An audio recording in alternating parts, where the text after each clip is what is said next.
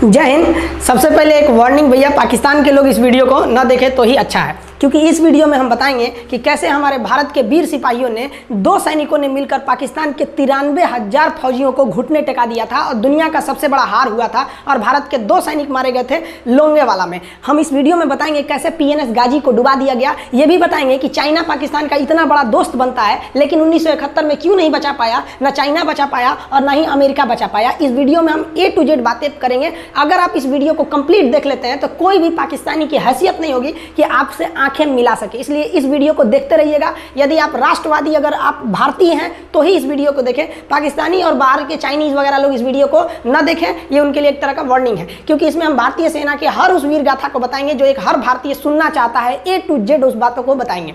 पाकिस्तानी इस वीडियो को क्यों ना देखें तो भैया आप देख लीजिए यहाँ क्यों ना देखें, क्योंकि हम आज चर्चा करने वाले हैं इसकी, और इसका नक्शा किससे मैच करता है आप देख रहे हैं। If you don't believe then go on Google. भाई किससे मैच करता है तो आप तो समझ में आ गया, भाई बुरा नहीं मानिएगा आप लोग। ध्यान से समझिए, जब भारत पाकिस्तान का विभाजन हुआ तो उसी समय पाकिस्तान 2 भाग में था। एक इधर वाला जो एरिया है इसे हम लोग कहते थे पश्चिमी पाकिस्तान, जो मेन पाकिस्तान का एरिया है, और ये जो आज आप बांग्लादेश देख रहे हैं ये बांग्लादेश नहीं था, बल्कि ये उस वक्त पूर्वी पाकिस्तान था। पूर्वी पाकिस्तान के लोग बंगाली भाषा को बोलते थे। पाकिस्तान के लोग इन लोगों को बड़ा भद्दे मजाक करके बोलते थे, कहते तुम लोग गधे हो, कुछ नहीं जानते हो, किसी काम लायक नहीं हो, यूजलेस हो लोग, तुम लोग छोटे हो, काले हो, मतलब उल्टा सीधा मजाक कर रहे थे। पश्चिमी पाकिस्तान के लोग इधर के लोगों को पसंद नहीं करते थे। हो गया नहले पे दाला 1970 में। 1970 में इस पूर्वी पाकिस्तान के शेख मुजीबुर रहमान चुनाव जीत गए और वो यहाँ के प्रधानमंत्री के पद के चुनाव जीत गए। अब यहाँ की आर्मी ने क्या किया, उनको शपथ ही नहीं दिला रहे थे, इसलिए 70 के चुनाव जीतने के बाद शेख मुजीबुर रहमान जब देखे कि ऐसा है तो उन्होंने अपना भाषण दिया 7 मार्च को और कहा कि अब हम इस पूर्वी पाकिस्तान को एक अलग देश बनाएंगे जिसका नाम रहेगा बांग्लादेश। इस भाषण की वजह से आर्मी ने, पाकिस्तान की आर्मी ने 25 मार्च 1971 को गिरफ्तार करके अब पश्चिमी पाकिस्तान में अरेस्ट करके बंदी बनाकर रख दिया और यहाँ पर जुल्म करना चालू कर दिया। कहाँ पर भाई, तो पूर्वी बंगाल में, पूर्वी पाकिस्तान में, पूर्वी बंगाल में नहीं, पूर्वी पाकिस्तान में इन्होंने जुल्म करना चालू कर दिया। शेख मुजीबुर रहमान के गिरफ्तारी के विरोध में यहाँ मुक्ति वाहिनी नाम कर एक विद्रोही गुट तैयार हो गया था, लेकिन पाकिस्तान के, पश्चिमी पाकिस्तान के लोगों ने इस पूर्वी पाकिस्तान पे इतना भयानक जुल्म किया कि इस पूर्वी पाकिस्तान में इस पश्चिमी पाकिस्तान के लोगों ने यहाँ पर 30 लाख लोगों को कटवा दिया। 30 लाख लोगों को कटवा दिया। 4 लाख महिलाओं का बलात्कार कर दिया। अपने देश के 4 लाख औरतों का रेप किया यहाँ पे। इतना भयानक वो दृश्य है कि अगर हम उसको YouTube पे दिखा देंगे ना तो YouTube हमारे ऊपर क्लेम करेगा, भैया आप ये सब इतने भयानक दृश्य नहीं दिखा सकते। आप अंदाजा लगाइए इनकी क्रूरता का। ये अपने देश पर इतना भयानक जुल्म कर रहे हैं, इतना भयानक जुल्म किया इन लोगों ने कि शेख मुजीबुर रहमान की गिरफ्तारी के बाद इस जुल्म का नतीजा ये हुआ कि अप्रैल 1971 तक भारत में यहाँ से लोग भाग के आ गए कि भैया हम जिंदा रहेंगे तब तो, और यहाँ 10 लाख लोग भारत में आ गए शरण लेने के, भैया हमको बचाइए। तो इंदिरा गांधी जानती थी कि जब तक यहाँ शांति नहीं होगा तब तक ये लोग वापस नहीं जा सकते थे, और शांति का एक ही था कि यहाँ पे घुस के इनको मारा जाए ताकि ये पश्चिमी पाकिस्तान वाले लोग यहाँ पर सुधर सके। तो इंदिरा गांधी ने इसके लिए बात की जनरल फील्ड मार्शल मानेकशॉ से। उन्होंने सेना प्रमुख मानेकशॉ से कहा, सैम मानेकशॉ से, कि आप अभी युद्ध कीजिए, हम आदेश देते हैं, आप अभी युद्ध कीजिए बांग्लादेश पे, हम अपने पड़ोसियों को इस तरह मरते नहीं छोड़ेंगे, आप इस पे हमला कीजिए। उस समय ये पूर्वी पाकिस्तान था। मानेकशॉ ने कहा कि हम हमला नहीं करेंगे। कही अरे क्यों? कहा कि आप महीना देख रही हैं, अप्रैल का महीना है। अप्रैल के महीने का मतलब बरसात का दिन सर पे है, और बरसात के समय पूरब का हाल क्या होता है, एकदम भयानक बाढ़ आ जाती है। और उन्होंने एग्जाम्पल भी दिया कि सिकंदर की फौज भी हाथी लेके आई थी और कीचड़ में फंस गई थी कि अगर यहाँ हम लड़ जाते हैं तो यहाँ बरसात रहेगा, हम यहाँ उलझ जाएंगे, ये एरिया सूखा रहेगा, चाइना का ऊपर से एरिया सूखा रहेगा, ये हमला कर देंगे, हमको 3 ओर से लड़ाई लड़ना पड़ेगा। मानेकशॉ ने इंदिरा गांधी से कहा कि आप 2-3 काम कर लीजिए। कब तक के लिए? कि नवंबर तक हम लोग युद्ध नहीं करेंगे, लेकिन अप्रैल से नवंबर के बीच में हम अपने सैनिकों को इस एरिया में लड़ने के लिए ट्रेनिंग दे सकते हैं। मुक्ति वाहिनी, उसको हम ट्रेनिंग दे सकते हैं। और इसी में 1971 में हमारी जो थी भारत और रूस की एक समझौता पर हस्ताक्षर हो गया। अब हम लोगों ने पाकिस्तान को एक बारूद के ढेर पर बैठा दिया था। इंतजार था तो इस बात का कि उस बारूद में एक चिंगारी की और पाकिस्तान तबाह हो जाता। इत्तेफाक देखिए, उस बारूद के ढेर पर खुद चिंगारी जलाई पाकिस्तान ने। कैसे? तो समझिए कैसे। हम लोग का था कि इधर हम लोग ऑफेंसिव हो जाएंगे, मतलब इधर भयानक हमलावर हो जाएंगे, और इधर हम लोग डिफेंसिव रहेंगे, मतलब इधर कम हमला करेंगे, ताकि हम लोग का मेन मकसद पाकिस्तान से युद्ध नहीं था। हमारा मेन मकसद था हमारे अपने बांग्लादेशी भाइयों पर जो जुल्म हो रहा था, जो उनकी बहनों को रेप हो रहा था, इतना भयानक किया था वहाँ पर पाकिस्तानियों ने कि बाप के सामने बेटी का रेप करते थे, और उसके बाद बाप को मार के कहते थे तू भी रेप कर। इतना मतलब मानवता पूरी खत्म कर दिया गया वहाँ पर। तो भारत ने कहा कि इधर हम डिफेंसिव रहेंगे। पाकिस्तान को ये खबर लग गई कि भारत ना इधर कमज़ोर है। अरे भैया, इधर हम कमज़ोर थोड़ी हैं, इधर कम सैनिक रखे हैं और इधर हम भयानक रखे हैं, तो इसका मतलब ये थोड़ी है कि हम कमज़ोर हो जाएंगे। भैया कहा जाता है ना कि सोनार के घर का कचड़ा भी बनिया के बादाम से महंगा बिकता है। देखिए, हम लोग ठंडी का इंतजार ही कर रहे थे कि पाकिस्तान ने गलती कर दिया। उसने 3 दिसंबर को अचानक हमला कर दिया श्रीनगर पे, पठानकोट पर, चंडीगढ़ पर, यहाँ पर आगरा हवाई अड्डे पर तबातोड़ हमला कर दिया। एयरफोर्स का इतना भयानक हमला पाकिस्तान का भारत पर हुआ कि भारत देखते रह गया। धड़ धड़ पाकिस्तान की जहाजें एंट्री मार गई सब भारत में, उसकी एयरफोर्स एंट्री कर दी। इतना भयानक हमला था, इतना भयानक कि भारत का एक भी सैनिक नहीं मरा। समझ रहे ना कितना भयानक हमला था। अरे भाई, आप यहाँ पर घुस जाएंगे हमारे देश में तो क्या हो जाएगा भैया? मूस मोटैयन लोढ़ा हुईन, हाथी घोड़ा थोड़े हुईन। भारत तो इसी का इंतजार कर रहा था। देहात में कहावत कहा जाता है कि रोए के रानी तले अखिए खुदा गई। भैया हम प्लाने कर रहे थे कि हमला करने के लिए कि आप हमारे पे हमला करिए दीजिए। अब विश्व का भी दबाव नहीं आएगा हमारे ऊपर कि भैया हमला तो आपने किया है, अब हम लोग छोड़ेंगे नहीं। भारत एकदम दृढ़ निश्चय कर लिया। इसी बीच पाकिस्तान को एक खतरनाक खबर लग गई। क्या थी खबर भाई? तो देखिए, पाकिस्तान को खबर लगी कि भारत की ज़्यादातर फौज इस पूर्वी पाकिस्तान की ओर डिप्लॉयड है, और यहाँ राजस्थान के जैसलमेर जिला में एक जगह है लोंगेवाला। उस लोंगेवाला में केवल और केवल 120 फौजी हैं। और अगर पाकिस्तान ने सोचा कि 120 फौजियों को हम रातों रात मार देते हैं तो उस समय एयरफोर्स रात में लड़ाई नहीं कर सकती थी, इसलिए इन्होंने लोंगेवाला में एंट्री मार दी। पूरी भयानक टैंक लेकर, फौज लेकर, इन्फेंट्री लेकर, और उसको वो लोग लोंगेवाला में घुसने के लिए चल दिए। और लोंगेवाला में भारत के पास केवल 120 सिपाही थे, केवल 120, और उन पर वो हजारों की संख्या में टूट पड़े। लेकिन घबराना नहीं चाहिए, क्योंकि चींटियां तादाद में कितनी भी क्यों ना हो जाएं, गन्ना घसीट के नहीं ले जा सकती हैं। लोंगेवाला में जो ड्यूटी थी उस समय कुलदीप सिंह चांदपुरी जी का। कुलदीप सिंह चांदपुरी सरदार हैं, आप देखे होंगे बॉर्डर मूवी में इनका रोल सनी देओल ने किया है। अब ये कुलदीप सिंह, ये भैया पंजाबी सिख, अब ये लोग 1.25 लाख से नीचे कुछ सोचते ही नहीं है। चिड़िया नू में बाज लड़ावा, गिदड़ नू में शेर बनावा, और 1.25 लाख नू एक लड़ावा, तब गोविंद सिंह नाम रखावा। खबर आया कि आपसे जो लड़ने आ रहे हैं ना पाकिस्तान की ओर से, वो ब्रिगेडियर तारिक मीर आ रहा है। उसके पास टैंक है, 2800 फौज है, बहुत ही तेज रफ्तार से आ रहा है। आपके पास केवल 120 जवान है कुलदीप सिंह, आप पीछे हट जाइए, आप पीछे हट जाइए, क्योंकि आपको हम ना, आप बहादुर हैं इसमें नो डाउट, लेकिन आप कैसे लड़िएगा उतनी भयानक फौज के पास है यहाँ। उन्होंने कहा खालसा सिख है, नहीं हट सकते हम दिखा देंगे कि हम 120 भी उन पर क्या पड़ेंगे, भारी पड़ेंगे। इनके पास ना ही टैंक को उड़ाने के लिए कोई संसाधन थे, टैंक को मारने के लिए एक जीप पर लगा हुआ छोटा सा तोप था, और इनके पास 3 ठो माइंस लगे थे। माइंस समझते हैं आप लोग? टैंक जो होता है ना बम, उसको उड़ाने के लिए माइंस लगाए जाते हैं। तो देखिए ध्यान से, ये है माइंस, ये माइंस होते हैं। इस पर अगर टैंक चढ़ता है ना तो टैंक ब्लास्ट कर जाता है। तब इन्होंने दिमाग लगाया। इन्होंने क्या किया, जो खाली रेगिस्तान था ना उसमें ना आगे की ओर 3 ठो ओरिजिनल माइंस को लगा दिया, और जो खाना खाने वाला टिफिन होता है ना 4 खंडे वाला, इसे उस टिफिन को इन लोगों ने रातों रात ना बिछा दिया ऐसे लाइन से। देखिए लाइन से पाकिस्तान की टैंक आई तो शुरुआत में तो भैया ओरिजिनल माइंस था, धड़ाम से लगा, पाकिस्तान की टैंक उड़ गई। पाकिस्तान का एक टैंक उड़ा, फिर दूसरा उड़ा, तीसरा उड़ा। पाकिस्तानी एकदम डर गए सब। ब्रिगेडियर तारिक मीर कहें कि भैया यहाँ तो माइंस लगा के रखा है इन लोगों ने, एक काम करो इंजीनियरों को बुलाओ, पूरा माइंस निकालो। अब ब्रिगेडियर जो हमारे मेजर कुलदीप सिंह थे, ये जानते थे कि बाबू अगर हम तुमको रात भर रोक दिए ना तो सुबह हमारी एयरफोर्स आएगी, तुमको जिंदा नहीं छोड़ेगी। इसलिए इन्होंने पूरा टिफिन बिछाया था। इन पाकिस्तानियों ने 6 घंटे लगा दिए उनको निकालने में। इंजीनियर आते थे तो डर के मारे टिफिन निकालते थे, सॉरी बाप रे बाप, और टिफिन में तो ईंटा पत्थर भर देते थे और डर के ले जाते थे, भागो भागो भागो माइंस है। इसको लगाते लगाते इन लोगों ने पूरी रात बिता दी। 3 बज गया। 3 बजे इनको पूरा सन्नाटा दिखा कि भैया ये तो टिफिन है, ये रेगिस्तान में ये तो टिफिन है। अब उन्होंने कहा कि आदेश दिया कि हमला करो, तो कुलदीप सिंह जो थे चांदपुरी, उन्होंने बालू के बीच में ऐसे गड्ढे बना रखे थे और अपने फौजियों को ना 2 किलोमीटर एरिया में बिछा दिया था, एक उधर एक इधर एक इधर। तो चारों ओर से फायरिंग होती थी। पाकिस्तानियों को लगी ना कि भैया हमको गलत इन्फॉर्मेशन मिल गया है, 120 गो मिल के ऐसे थोड़े मारेगा सब। सोच रहा उधर से गोली इधर से गोली, धड़ाधड़ बम गोला दारू सब चल रहा है यहाँ पर। इतना भयानक कहीं कोई 120 आदमी मिल के ऐसे मारता है? नहीं भाई, इतना भयानक सुनसान एरिया में कहाँ से कौन मार रहा है, एकदम तबाही मचा दिया। कुलदीप सिंह चांदपुरी ने क्या तबाही मचाया था आप देखना चाहते हैं तो देखिए उन लोगों ने क्या तबाही मचाया था। ये है पाकिस्तान का टैंक, ये धज्जी उड़ गया था टैंक का, थुथुर तूर दिया इसका यहाँ पे। ये देखिए टैंक का, पाकिस्तानी देख रहे हैं कि भैया सब चक्का उक्का फेंका गया। बताइए ये चांदपुरी साहब कैसा करना चाहिए? ये कोई वीडियो गेम खेल रहे हैं? मार के धज्जी उड़ा दिया। अरे पाकिस्तान बच्चा है, अपने बच्चा है, बिगड़ गया, आराम से मारिए। ऐसे एकदम धज्जी उड़ा दिए हैं बेचारा सबको। पाकिस्तान के टैंक को धज्जी उड़ा के उस पर भारतीय सैनिक खड़ा होकर फोटो खिंचवा रहा था। फोटो खींचे उस समय सेल्फी नहीं था ना, तो आगे से फोटो खींचना, फोटो खींचे यहाँ पे, आने वाली पीढ़ियों को ये प्रेरणा देगी। बताइए इतना सुंदर गाड़ी लेके आया था पाकिस्तान मारने के लिए, हाँ बेचारा ऐसे मारा जाता है? हाँ अरे ब्रिगेड मेजर साहब आप भी बच्चा है, बच्चा को थोड़ा आराम से मारिए। देखिए इसका थोबड़ा बिगाड़ दिया गाड़ी का। ओहो, ऐसे नहीं मारना चाहिए, लेकिन क्या कीजिएगा, बच्चा बिगड़ जाता है तो धोना ही पड़ता है। ये हाल कर दिया रात भर में। सोचिए रात में इतना बुरा मारा, दिन में दिखता तो पूछ डाल रहा पूरा। एकदम भयानक तबाही मचा दिया मेजर कुलदीप सिंह चांदपुरी ने। इनके आगे कौन खड़े थे? ब्रिगेडियर पाकिस्तान के ब्रिगेडियर साहब। ब्रिगेडियर साहब को कहने लगे भैया ये तो बहुत बुरा मार रहा है सब।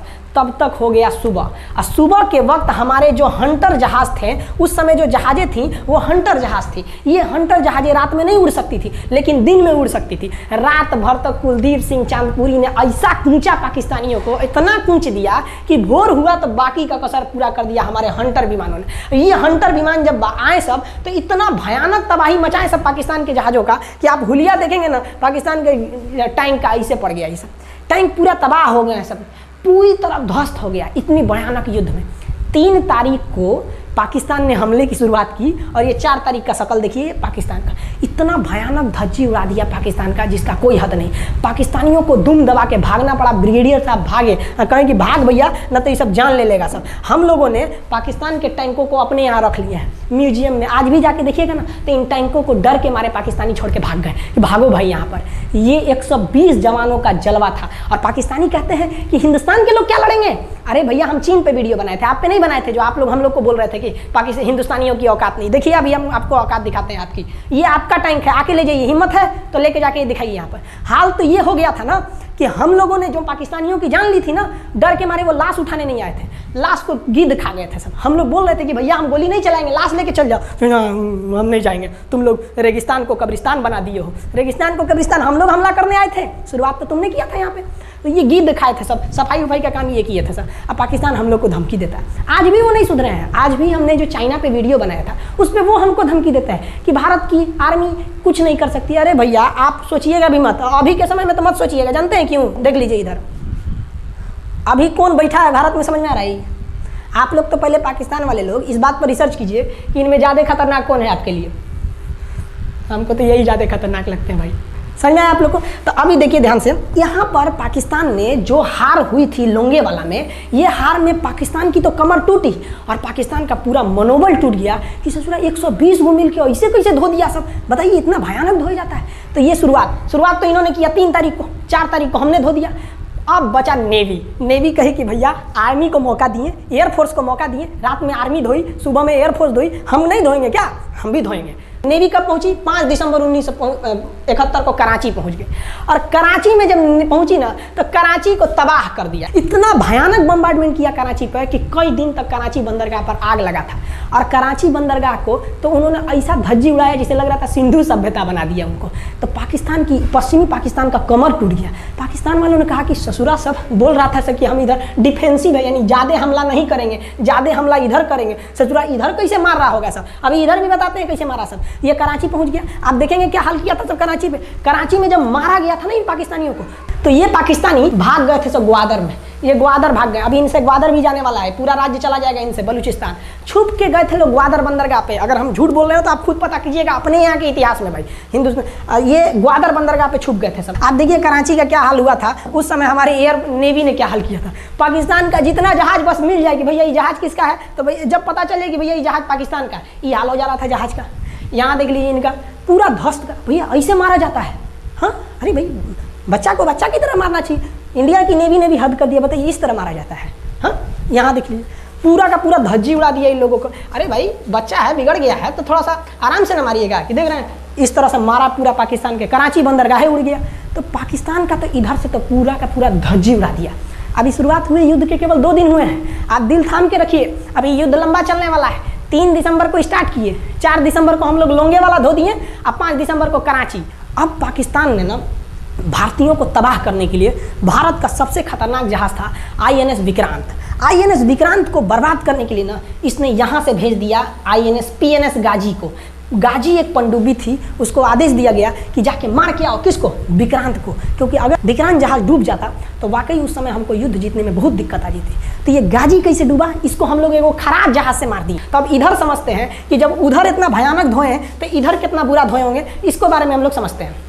भारतीय सेना अब पूरब की ओर क्या क्या काम की, इसको ध्यान से समझिए। ये मुक्ति वाहिनी जो थी बांग्लादेश की, वो अंदर ही पाकिस्तानी फौजियों को मार रही थी गली कुची में दौड़ा दौड़ा के, क्योंकि इन पाकिस्तानी फौजियों ने वहां पर रेप किया, मर्डर किया, और इनका साथ दे रही थी इधर से हमारी इंडियन आर्मी और ऊपर से हमारा एयरफोर्स। ये तबाह कर दिए थे, इनको भागने के लिए भी जगह नहीं था। और इसी में इनका सबसे बड़ा सरदर्द बन गया था इंडियन नेवी, क्योंकि इनको जो मदद थी, देखिए ये पूर्वी पाकिस्तान है, इनको मदद जब भी मिलेगी तो इधर से ही मिलेगा। अब बताइए यहाँ से तो कोई जाएगा नहीं, बेवकूफ़ भी नहीं होगा जो इधर से मदद करने जाएगा, रास्ते में ही एयरफोर्स मार के गिरा देती थी, ट्रक वगैरह जाएगा नहीं, तो नेवी से ये इन लोग मदद देते थे। भैया यहाँ पे जो इनके फौजी लड़ रहे थे उनको खाना पीना भी खत्म हो गया था। अब इनको बर्बाद कर दिया भारत। INS विक्रांत, INS विक्रांत उस समय का बहुत बड़ा जहाज था इस साउथ एशिया के देशों का, और यहाँ से उस इतना बड़ा जहाज था कि उसके ऊपर से लड़ाकू जहाजें उड़ती थी। वो एयरफोर्स यहाँ से भी बम मारता था, मिसाइलें मारता था, ऊपर से लड़ाकू जहाजें और हेलीकॉप्टर छोड़ देता था, जो ताकि मुक्ति वाहिनी को कोई दिक्कत ना आए। मुक्ति वाहिनी मारती थी और आर्मी पूरी तरह से उसने यहाँ से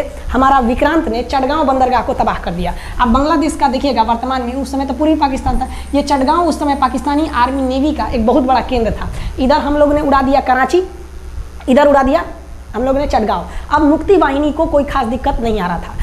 अब पाकिस्तान ने कहा कि हर हाल में इस विक्रांत को बर्बाद करो। देखिए ये विक्रांत है, विक्रांत जहाज जो था, इस पे से इसके ऊपर देखिए आपको लड़ाकू जहाजें दिखेंगी। PNS गाजी को क्या आदेश दिया गया था भाई, कि तुमको जाना है और इस विक्रांत को बंगाल की खाड़ी में जाने के बाद इसी में डुबा देना है। अब पाकिस्तान वालों का इतना दिन तो अच्छा था नहीं, भारतीय खुफिया एजेंसी को पता चल गया कि पाकिस्तान की पनडुब्बी वो समुद्र के अंदर अंदर चलती है, उसको साइलेंट किलर कहा जाता है। पाकिस्तान की पनडुब्बी चल दी है पश्चिमी पाकिस्तान से बंगाल की खाड़ी की ओर, ये अरब सागर से बंगाल की खाड़ी की ओर चल दिया। अब विक्रांत को बचाना हर हाल में जरूरी था, इसलिए हम लोग विक्रांत को छुपा दिए, मतलब थोड़ा सेफ्टी दे के रखने लगे। और इस PNS गाजी जो था, PNS गाजी को देखेंगे, PNS का मतलब था पाकिस्तानी नेवल शिप, PNS गाजी, ये मारने आ गया किसको? विक्रांत को। इस PNS गाजी को अगर कोई मार के डुबा सकता था तो वो था INS राजपूत। लेकिन ये जो INS राजपूत आप इमेज में देख रहे हैं, ये उस समय समस्या क्या था इस INS राजपूत के साथ, क्योंकि इसके इंजन में कुछ खराबी आ गई थी और ये बिगड़ गया था, और बिगड़ के इसको विशाखापट्टनम पे बनाया जा रहा था, रिपेयर किया जा रहा था, इंजन ही गड़बड़ हो गया था। तो भारतीयों का यहीं पे दिमाग काम आया। भारतीयों ने सोचा क्यों ना हम PNS गाजी को खुद बुला के लाएं, कहाँ पर? विशाखापट्टनम पे। तो लोगों ने कहा कि भैया ये आएगा विशाखापट्टनम में, क्या INS राजपूत हमको मार दो? तो कहा कि नहीं, देखिए कैसे आएगा। भारतीयों को पता था कि हिंदुस्तान में पाकिस्तानियों के कुछ ना कुछ जासूस होंगे और वो पाकिस्तान को पल पल की खबर दे रहे होंगे। भारतीयों ने क्या किया, INS विक्रांत के जितने भी अधिकारी थे उनसे कहा कि आप लोग अपने अपने घर फ़ोन कीजिए कि हम विशाखापट्टनम आ रहे हैं, तुम लोग हमको छुट्टी मिला है, विशाखापट्टनम में 10 दिन रुकेंगे, हमारे लिए तुम लोग खाना पीना अच्छा से बनाओ। लड़कों से उन लोगों को खबर खिला दिया। विशाखापट्टनम में जितने मछुआरे थे उनको कहा गया कि आप लोग हट जाइए, बहुत बड़ा जहाज आने वाला है, बहुत बड़ा जहाज विक्रांत आ रहा है, यहाँ पे आप लोग खाली कर दीजिए, INS विक्रांत आ रहा है। यहाँ पर क्या किया गया, ऑर्डर दिया गया, बहुत सारे फल सब्जी अंडा ब्रेड, कि भैया ये इतने बड़े जहाज के लिए जा रहा है, 6 महीने का खाना चाहिए। ये खबर आग की तरफ फैल गई पाकिस्तानियों को। अब पाकिस्तान में खबर लग गई कि भैया INS विक्रांत यहाँ नहीं है, INS विक्रांत विशाखापट्टनम पे है। अरे बकलवा, विशाखापट्टनम पर PNS गाजी की मौत यमराज इंतजार कर रहा था INS राजपूत। ये गधा जो था PNS गाजी, ये मुड़ गया किधर की ओर? विशाखापट्टनम की ओर। और विशाखापट्टनम पर चुपचाप शांति से खड़ा हुआ जहाज INS राजपूत इंतजार कर रहा था। तो पानी के अंदर अंदर आओ, ये अभी बाहर निकला हुआ है, पानी के अंदर रहती है। और INS राजपूत देखा कि ये आ रहे हैं, वो INS राजपूत को मारता कि इससे पहले ही INS राजपूत मार के तबाह कर दिया PNS गाजी को। PNS गाजी पर को डूबने के बाद पाकिस्तान को बहुत बड़ा सदमा लग गया। पाकिस्तान को यह एहसास हो गया कि अब हम कभी नहीं जीत सकते हैं, क्योंकि ये PNS गाजी अमेरिका से खरीदा हुआ एक बहुत ही शक्तिशाली पनडुब्बी थी जिसे कोई डुबा नहीं सकता था, और हम लोगों ने उसको इस जहाज से डुबाया जो जहाज खराब हो चुका था, जिसका इंजन खराब था। भारतीय सेना का मोराल पूरे 7वें आसमान पर था और पाकिस्तानी दिन पर दिन बर्बाद हो रहे थे। अब पाकिस्तानियों को लगा अब क्या करेंगे, तो पाकिस्तानियों ने अमेरिका में फ़ोन किया, भैया आप कुछ कीजिए। तो अमेरिका ने ना UNO में मुद्दा उठा दिया, यूनाइटेड नेशन ऑर्गेनाइजेशन, इसकी जो सिक्योरिटी काउंसिल है, सुरक्षा परिषद, इसमें कह दिया पूर्वी पाकिस्तान पर जुल्म कर रहा है, मार रहा है। तो रसिया उस समय हमारा साथ दिया, कहा कि तू देर जानता है जुल्म कर रहा है, भारत जो कर रहा है सही कर रहा है, हम इस प्रस्ताव के खिलाफ में वीटो करते हैं। वीटो अगर कोई देश, 5 देश को वीटो है, इस पर अलग चर्चा करेंगे, अगर किसी ने वीटो कर दिया तो वो प्रस्ताव रद्द हो जाता है। तो पाकिस्तान की एक और उम्मीद यहाँ पर अपना दम तोड़ दी। अब पाकिस्तान कहा अमेरिका से कि भैया आप ही हमको बचा लीजिए। तो अमेरिका ना पाकिस्तान की ओर से भारत पर हमला करने के लिए अपना सबसे खतरनाक जहाज भेज दिया, 7वां बेड़ा। देखेंगे 7वां बेड़ा को, अगर इतना भयानक था 7वां बेड़ा, ये अमेरिका का साथ अकेले चलता ही नहीं था, इतनी पूरी फौज के साथ, नेवी के साथ चलता था। ये किस लिए आया था? विक्रांत को डुबाने के लिए, और इसका साइज विक्रांत से डबल था, इसके आगे विक्रांत नहीं टिक पाता। अब इंदिरा गांधी भी टेंशन में रह गई ले। तब उस समय इंदिरा गांधी को याद आया कि भैया हमारा एक और तो हम समझौता करके आए हैं, अगर अमेरिका पाकिस्तान का साथ दे सकता है तो रूस से हम भी तो समझौता करके आए हैं। तो भारत ने रूस को कहा कि भैया अमेरिका इतना भयानक 7वां बेड़ा भेज दिया, आप हमारी मदद कीजिए। तो रूस ने कहा टेंशन क्या लेते हो, देखो हम बोलते हैं। रूस ने परमाणु पनडुब्बी भेज दी और रूस ने अपना 40वां बेड़ा भेज दिया। आप देखेंगे ये रूस का 40वां बेड़ा है, ये अपने भारी भरकम जहाज़ों के पूरे ग्रुप के साथ चल दिया, कहा कि चल भैया देखते हैं तुमको कौन मारेगा भारत को। और अमेरिका को सीधा कह दिया कि भैया विक्रांत पर अगर आपने हमला किया तो ये हमला हम रूस पर हमला मान लेंगे। यहाँ पर खड़ा था भारत का विक्रांत और उसकी सपोर्ट में खड़ा था रूस का 40वां बेड़ा। और रूस ने यमन से अपनी एयरफोर्स को भी कह दिया था कि भैया तुम भारत की देखभाल करना। तो भारत की सुरक्षा के लिए इतने लोग, और अमेरिका अपना 7वां बेड़ा लेके यहाँ मुंह देख रहा था, और ब्रिटेन ने भी अपने ईगल नाम के बेड़ा को भी भेज दिया था। तो ये 2 लोग हमारे खिलाफ आ गए थे लड़ने के लिए। कितना, अब बताइए, हम लोग बांग्लादेश की भलाई सोच रहे थे, और अमेरिका का 7वां बेड़ा और रूस का ब्रिटेन का ईगल हम लोग के खिलाफ था, और हमारा अपना विक्रांत और रूस की एयरफोर्स और उसकी 40वां बेड़ा हमारे साथ थी। ये पूरी तरह से बाउंड्री बना दिया था 40वां बेड़ा। 40वां बेड़ा का कहना था कि भैया हमारे जहाज पर ऑटोमेटिक मिसाइल लगी है, तुम अगर इधर आओगे तो हम मार देंगे तुमको ऐसे ही। रूस ने अपनी सारी पनडुब्बियों को ऊपर उठा दिया, समुद्र के ऊपर, ताकि सैटेलाइट से और दूसरी निगरानी से देखा जा सके, और यही हुआ भी। वो लोग रूस के इतने खतरनाक जहाज़ों के ग्रुप को देखकर घबरा गए, इतना घबरा गए कि ब्रिटेन ने कहा था we are too late. Britain का ईगल बेड़ा अमेरिका के 7वां बेड़ा से कराया, गिरे उधर मत जो, बहुत देर हो गया है, वो पहले पहुंच गया रूस, अब मारेगा वहीं तबाह हो जाओगे यहाँ पे। तो 7वां बेड़ा ने धमकी दिया कि हमारे जहाज में परमाणु बम लदे हुए हैं। तो 40वां बेड़ा ने रिप्लाई किया था कि हम भी जब चले थे ना तो परमाणु बम लादे के चले थे, और गिनती जब कर रहे थे तो हम भी गिनती किए थे, 250 हमारे पास भी परमाणु बम था, लेकिन इतना ज़्यादा था कि सोचे कि कौन गिनेगा, बाद में गिनेंगे, आ जाओ देखते हैं किसके पास कितना है। तो रूस ने हमसे सच्ची दोस्ती निभाई थी, और इधर शेख मुजीबुर रहमान की जो मुक्ति वाहिनी थी वो अपना काम कर रही थी। अब भारत आर पार की लड़ाई में था, पाकिस्तान हर मोर्चे पर हारते जा रहा था। भारत सरकार ने पाकिस्तान पर मनोवैज्ञानिक दबाव बनाने के लिए निर्मलजीत सिंह अरोड़ा ने एक प्लान बनाया। उन्होंने एयरफोर्स को पूर्वी पाकिस्तान, यानी जो अभी बांग्लादेश है, तो ढाका के ऊपर एयर ड्रॉप करा दिया, हवाई जहाज से सैनिकों को उतार दिया, और उन सैनिकों के भेष में उसमें सैनिक कम थे, और उसमें केवल पुतलों को नीचे उतारा गया था। ये केवल इंडियन आर्मी जान रही थी कि पुतला नीचे उतरा है सर, लेकिन मीडिया ने तो इसको खबर को आग की तरह फैला दिया। और इसमें हम धन्यवाद देना चाहेंगे हाथ जोड़कर BBC न्यूज़ का। और BBC ने ये छाप दिया कि इंडियन एयरफोर्स ने ढाका पर 5000 एयर ड्रॉप करा दिया फौजियों को। अब ये गली गली खोज खोज के पाकिस्तानी फौजियों को मारेंगे कि तुम क्यों मार रहे हो हमारे बांग्लादेशी भाइयों को। और बांग्लादेश की मुक्ति वाहिनी वैसे ही उनके पीछे पड़ी हुई थी पाकिस्तानियों के। अब पाकिस्तानियों का पूरा मनोबल टूट गया, पाकिस्तानी गली गली छुप गए सब। सोचिए, ये पुतला से डर जा रहे थे सब, रियलिटी में ये फौजी नहीं थे, ये पुतला गिराया गया था एयर ड्रॉप करके। अब वो लोग डर के मारे भाग गया यहाँ पर। अब एयरफोर्स ने देखा कि उसकी ये छोटे से वैज्ञानिक दबाव का इतना खतरनाक असर पड़ा है। एयरफोर्स ने कहा कि अब एक काम करते हैं, अब आर पार को अब ठोक डालते हैं पाकिस्तान को, अब जो होगा सो देखा जाएगा। एयरफोर्स ने बांग्लादेश के जो गवर्नर थे उनके घर पे हमला कर दिया। अब वो घर में नहीं थे, वो तो बच गए। बचने के बाद डर क्या होता है, देखिए डर किसको कहा जाता है। जो उनके गवर्नर हाउस थे AH मलिक, इन्होंने त्याग पत्र दे दिया, भैया जिंदगी रहेगी तो बहुते नौकरी करेंगे, डर के मारे त्याग पत्र दे दिया। सोचिए, गवर्नर, क्योंकि पाकिस्तान का एक राज्य ही तो था पूर्वी पाकिस्तान, जैसे हमारा एक राज्य है उत्तर प्रदेश, बिहार, महाराष्ट्र, वहाँ पे भी गवर्नर होते हैं ना, संवैधानिक हिसाब से गवर्नर मालिक होता है उस जगह का, त्यागपत्र दे दिए। सोचिए ये डर था उनके अंदर। निर्मलजीत सिंह अरोड़ा जो लेफ्टिनेंट जनरल थे, जनरल तो हमारे मानिक साहब थे, लेफ्टिनेंट जनरल थे जिन्हें बांग्लादेश जीतने की जिम्मेदारी दी गई थी, मतलब उसे सुरक्षा करने की जिम्मेदारी दी गई थी। वो पाकिस्तान के लेफ्टिनेंट जनरल नियाजी से बात किए और उन्हें कहे कि हम आपको आधा घंटा का टाइम देते हैं और आप इस आधा घंटा में विचार कीजिए आप सरेंडर करते हैं कि नहीं।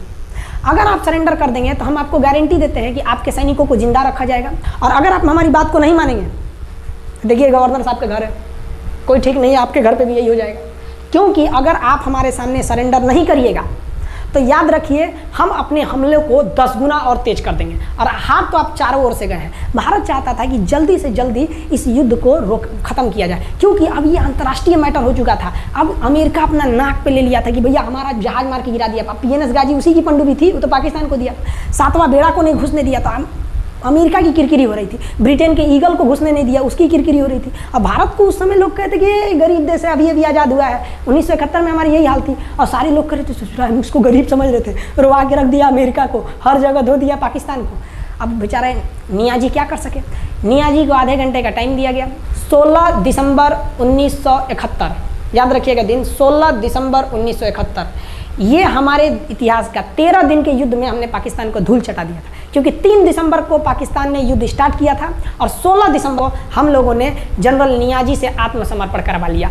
और आत्मसमर्पण आप देखना चाहेंगे जनरल नियाजी का। जनरल नियाजी इन्होंने हमारे लेफ्टिनेंट जनरल निर्मलजीत सिंह अरोड़ा के सामने आत्मसमर्पण साइन किया, और साइन करने के बाद बांग्लादेश के ढाका रेस कोर्स में इन्होंने साइन किया और इनकी आंखों में आंसू था। एक देश के सेनापति के लिए इससे शर्म की बात क्या है, जो गिनीज बुक में नाम रिकॉर्ड करा दिया। गिनीज बुक में कैसे? देखिए पाकिस्तान के लोग हम चाइना के वीडियो बनाए थे, उस पर कमेंट कर रहे थे कि इंडियन आर्मी कुछ नहीं कर सकती। देखो बांग्लादेश तुम्हारी बहादुरी का जीता जागता उदाहरण है। तुम्हारे यहाँ का 93,000 फौज, सोचिए 93,000 सैनिक पूरी दुनिया में आज तक आत्मसमर्पण नहीं किया। ये 93,000 लोगों ने आत्मसमर्पण कर दिया। देख लीजिए, ये अपना बंदूक उतार फेंक दिए, अपने स्टार नोच के उतार दिया कि भैया हम लीजिए आत्मसमर्पण कर रहे हैं, बेल्ट उतार के दे दिया, अब चलिए जहाँ ले जा रहे हैं, जितना लाठी मारना है हमारी, आत्मसमर्पण। ये वही पाकिस्तान है, याद रखिए। आप याद कीजिए, हमारे 120 सैनिकों ने आपको धूल चटा दिया था लोंगेवाला में। केवल 2 सैनिक मरे थे लोंगेवाला में और पूरी की पूरी आपको भगा दिया था 4 दिसंबर को ही। और आप याद कीजिए, बहुत बहादुर बनते हैं ना। 93,000 फौज आपकी हार के गई है यहाँ से। इतना बड़ा हार दुनिया में आज तक कहीं का नहीं हुआ है। 93,000 सैनिक सरेंडर करके गए हैं भारत के सामने से। क्या बात कीजिएगा आप हमारे सामने। तो ये है, गिनीज बुक में नाम है। ये तो है भैया पाकिस्तान की आर्मी, एक तरह से गिनीज बुक में नाम है ना जी। भले हारने से नाम है तो क्या हुआ, पाकिस्तान के लिए इससे खुशी की बात क्या हो सकती है कि भैया गिनीज बुक के नाम है। अब इन लोगों को जेल में बंद कर दिया गया, बाद में हम लोगों ने इन्हें छोड़ भी दिया था। और इस सरेंडर के बाद बांग्लादेश की जो मुक्ति वाहिनी थी उसके चेहरे पर ये मुस्कान थी कि बांग्लादेश अब स्वतंत्र हो गया। ढाका, इंदिरा गांधी का स्टेटमेंट था, ढाका स्वतंत्र राजधानी है स्वतंत्र बांग्लादेश की। ये खुशी थी बांग्लादेशियों के चेहरे पर, जिनकी बहनों की इज्जत आबरू लूट ली गई थी उन्हीं देश की फौजियों के द्वारा। जिनके ये जो नियाजी थे, जब इन्हें लेफ्टिनेंट गवर्नर बना के भेजा गया था बांग्लादेश में, तो ये नहीं पूछे थे कि बांग्लादेश का स्थिति क्या है, ये पूछे थे कि जिन लड़कियों का रेप हुआ है वो कहाँ है, सब दिखाओ तो, मतलब ये भी जाके करेंगे। ये हाल था, ये इनके चेहरे पे मुस्कुराहट थी। बाद फिर मुजीबुर रहमान को पाकिस्तान से स्वतंत्र कराया गया। भारत ने जो अपना वादा किया था कि शेख मुजीबुर रहमान को स्वतंत्र करेंगे, बांग्लादेश को स्वतंत्रता दिलाएंगे, उनके अधिकारों के लिए लड़ेंगे, भारत ने अपने वादा को पूरा किया। आज शेख मुजीबुर रहमान की बेटी शेख हसीना बांग्लादेश की कमान संभाले हुई हैं। शेख हसीना, जब हमको याद है जब वो भारत आई थी तो एयरपोर्ट पे, तो मोदी जी एयरपोर्ट पर रिसीव करने गए थे, जबकि ऐसा नहीं होता है। शायद ही बांग्लादेश की प्रधानमंत्री को पूरी दुनिया में कोई बड़े देश का राष्ट्रपति रिसीव करने जाए, प्रधानमंत्री रिसीव करने जाए। तो भारत अपने पड़ोसियों का इतना ख्याल रखता है, चाहे वो नेपाल हो, भूटान हो, सबके साथ। अभी हाल फिलहाल में नेपाल के लोग थोड़ा गुस्सा हैं लिम्पियाधुरा काला पानी को लेके, लेकिन ऐसा नहीं है कि हमारा नेपाल के साथ कोई खराब रिश्ता है। हमारा नेपाल के साथ रोटी और बेटी का रिश्ता है। बांग्लादेशियों के साथ हमारा बहुत ही अच्छा संबंध रहा है। आज हमारे बांग्लादेश के साथ बहुत ही मधुर संबंध है। और बांग्लादेश को जो पाकिस्तान के लोग कहते थे ये किसी काम लायक नहीं है, ये वाले भाई लोग पाकिस्तान से आगे निकल गए। आज इनका मलमल का कपड़ा, जूट और पाम ऑयल पूरी दुनिया में फेमस है। जहाजों की मरम्मत में, मतलब जहाज के रिपेयरिंग में बहुत आगे निकले हैं बांग्लादेश के लोग। आई होप आप समझ गए होंगे। इस युद्ध के बाद अगर भारत चाहता तो भारत पाकिस्तान के पश्चिमी भाग को भी कब्जा कर लेता, क्योंकि यहाँ तो हम लोग हराए ही थे। उनके 93,000 फौज तो हम लोग जिंदा पकड़ लिए थे। हम उन्हीं को कह देते बंदूक लगा के कि कश्मीर खाली करो, हमारा यहाँ से वापस जाओ। लेकिन बावजूद हमने इंसानियत दिखाई थी पाकिस्तान के ऊपर। इसका बदला पाकिस्तान ने हमें क्या दिया पता है? 26/11 हम संसद भवन पर अटैक, तो कभी अमृतसर में अटैक, कभी मुंबई में बम ब्लास्ट, कभी 26/11 का हमला, ये सब हुआ। हम चाहते तो उस वक्त भी जीत सकते थे। ये पाकिस्तान वाले आप जो कहते हैं कि हम बहुत बहादुर हैं, भारतीय सेना हमारा क्या कर सकती है, तो भारतीय सेना की रहमो करम पर आप लोग जिंदा थे, वरना 1972 में ये जो सेना थी ना, 71 में, आप लोग को कहीं का नहीं छोड़ती। आप हिंदुस्तान के व्यूवर्स आप लोगों से भी कहते हैं कि एक लाइक तो बनता है इस सैनिकों के लिए, हमारे लिए नहीं, हमारे इस चैनल के लिए। कभी नहीं कहेंगे कि खान जी रिसर्च सेंटर चैनल को आप सब्सक्राइब करिए, लाइक करिए, हम ये कभी नहीं कहते हैं। लेकिन हम ये जरूर कहते हैं कि आज एक लाइक बनता है हमारे इन वीर सिपाहियों के लिए जो आज भी सेना के लिए डटे हुए हैं। और ये पाकिस्तान इस पर कमेंट करते हैं। हम आप भारतीयों से कहते हैं, आप हिंदुस्तानी हैं तो इस वीडियो को जितना से ज़्यादा शेयर करना है आप शेयर कीजिए, ताकि आपके बच्चों तक को ये पता चल सके कि हमारे सैनिक कितने बहादुरी हैं, कितने बहादुरी से लड़े थे हमारे सैनिक, कितने बहादुर हैं। और इस वीडियो को आप इतना शेयर कीजिए कि पाकिस्तान तक पहुंचे और वहां का बच्चा इस वीडियो को देखे, ताकि उनके अंदर भारतीय सेना का जो डर है वो बैठे। ये डर जरूरी है उनके अंदर, ये डर उनकी हड्डियों तक जाना चाहिए। और हाँ, कोई भी देश के हो, हर देश को अपने सैनिकों के लिए सम्मान करना चाहिए। हम ये कोई मनगढ़ंत कहानी नहीं बताएं, हम अपने सैनिकों की वीर गाथा बताएं जो A to Z अक्षरशः सही चीजें हैं। समझ में आया? आप इस वीडियो को देख रहे हैं तो मेरे साथ बोलिए आप लोग, भारत माता की जय। पाकिस्तान के युद्ध का जो हम सीरीज बना रहे हैं, आज 71 का युद्ध बढ़ाएं, हम आपको कल 1948 का युद्ध बता देंगे, 65 की लड़ाई में वीर अब्दुल हमीद ने जो बहादुरी दिखाई, फिर आपको 84 का सियाचिन, 99 का करगिल और 62 की चाइना युद्ध के बारे में भी बता देंगे। याद रखिएगा, चाइनीज और पाकिस्तानी इस वीडियो को डिसलाइक जरूर करेंगे, आप उन पर भारी पड़िएगा। ये वीडियो आप संभाल के रखिएगा, अपनी पीढ़ियों को दिखाइएगा कि हमारी सेना कितनी बहादुर थी। एक सैल्यूट हम अपने वीर जवानों के लिए। जय हिंद। हम बहुत ही सौभाग्यशाली हैं जो ऊपर वाले ने हमें हिंदुस्तानी बनाया। I proud to be Indian. जय हिंद।